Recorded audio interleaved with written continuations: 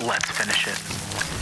How do you stop like a culture flipping into a derailment? It's tough one. Well, have you been yeah. have you been in those situations Yeah, where like, totally. man, I love every dude on this squad. Like this is awesome, but we're losing like 10 games in a row. Yeah. I mean, part of baseball is you're going to have your hot streaks, your cold streaks. I think it's like any other behavior we all have is just trying to find a way to snip it in the butt. Whether you're that kid who is high school and you're, starting off with great grades the first part of the semester, and then at the end you always kind of teeter out. Mm-hmm. Had a conversation with one of our guys. He's like, I didn't really try in my finals. I have straight A's. And I remember having a conversation and being like, no, get in the habit of like finishing. Like it's not just about how you start, it's how you finish. And at most cases, people are looking at how you finish, not how you start, whether you have 4-point or not. So trying to explain to them like getting that good habit now so you don't fall into that bad habit later. I think it's the same way with cultures, is getting that good habit no matter how bad things are going, to just snip that bad attitude, snip that negative thought, snip that whatever it is as quickly as possible, and just keep showing up. I think a big thing is not changing what you're doing unless it's obviously you're doing the wrong thing all the time, but continue to show up to the field, prepare. Continue to show up to the field expecting to do well. So much of this game is mental with the amount of failure. I mean, it's crazy to think. I always word to my players when they get upset after one swing, one out, I'm always like, dude, this is the only place you can come home with a 30% on your test. And your parents are like, good job. True. You know what I mean? Like, imagine as a kid, like I could go to my science exam and get a 30 and get a good job. be praised for it. And so that's really hard thing. And I think you have to remind yourself at how hard this game is, and how even if you hit the ball hard 10 times, you still might get 3 hits. You could get 7, but you're most likely not, because there's 8, 9 guys out there. 8, I don't include the catcher necessarily being out there. But so I think it's really just trying to snip that in the butt as quick as possible, and still just show up, do your work, expect to win, and I think good things happen. And there's times it's just not going to happen. You know what I mean? There's teams that find ways to win. And I think that's a big thing, too, is finding a way to win, whatever it is. Just do whatever it takes to win that game, win that at-bat, win that strike, win that pitch, whatever it is. I do think, I know a lot of youth baseball is, I know even here, we talk about development over anything.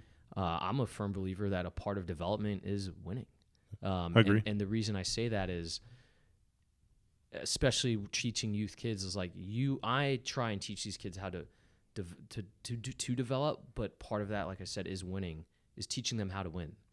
That is a skill set. To win is a skill set. People don't realize, all you care about is winning. No, but I'm be honest too, is part of your success is winning.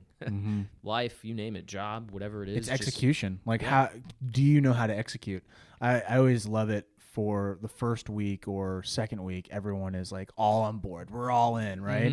And then when you get to like week 3, week 4, day 58, that's when you really know like who are the winners in the situation. And you have to be taught how to do that. Like, I mean, we've all been there. Like, we've had certain coaches that have taught us how to actually win. It could have been a dad, it could have been a coach, could have been a teacher, but at some point they teach you how to actually compete and finish the job. Yeah, totally. And I think that's where to answer your question, is where it comes from, is do people know how to A, execute, or B, win?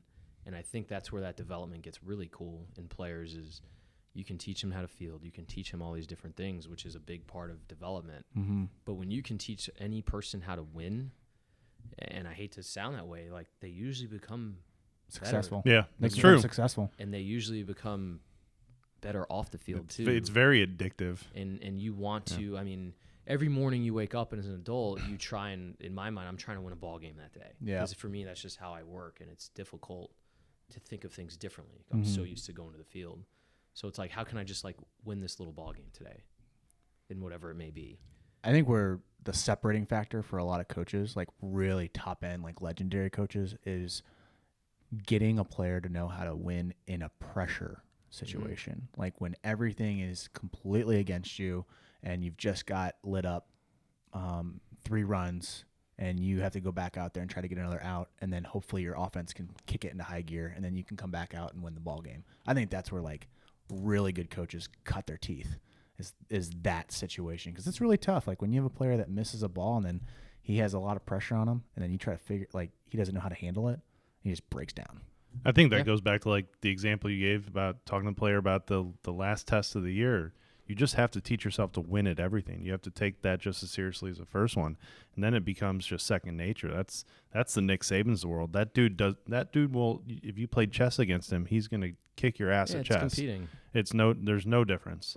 He's showing up on time every day. That's a win. He's competing at every single thing he does, and they don't know anything different. They just don't know. So those situations come up. It doesn't matter. It doesn't matter that I've just messed up 3 times in a row. I'm going to win this one. It makes no difference. He might have not even, he might have never played chess before. Yeah. And he's like, have you ever played chess? Nope, but I'm going to beat you. Yeah. Or at least try. I'm going to at least try. I'm going to try to beat you. Big saying, you guys might have heard me this weekend, and a couple of guys on the team were like, Raf, I've never heard people, say that before. My little saying is, so what? Like you were just mentioning, they mess up. I go, so what? Like, you'll hear me yell it. They swing at a bad pitch, so what? Next pitch. Like, that one's over, win this next one. You made a bad pitch, you did whatever. So you hit 3 home runs yesterday. So what? So what? What are you going to do today? And I think that's where, like you're saying, at some point it has to be somewhat of that attitude, because there's always the next minute, next hour, next whatever. You got to do something. You got to show up. And I highly agree. I mean, you just, at some point, I might be 0 for 9. I still have to try and win this at bat. I still have to try and win this pitch. That's big for doubleheaders. Like Big, doubleheaders huge. are like that. Like if you win the first game, it seems like everyone just drops off in the second game, and you're like, so what? You won. We still got one. We got one more. Yeah, the other team doesn't care. Yeah, the other team didn't care. Like, they want to beat you now. Yeah. They're coming off fresh. They just got back from the hotel, and we've been out here for 3 hours already. So what? Let's go beat them.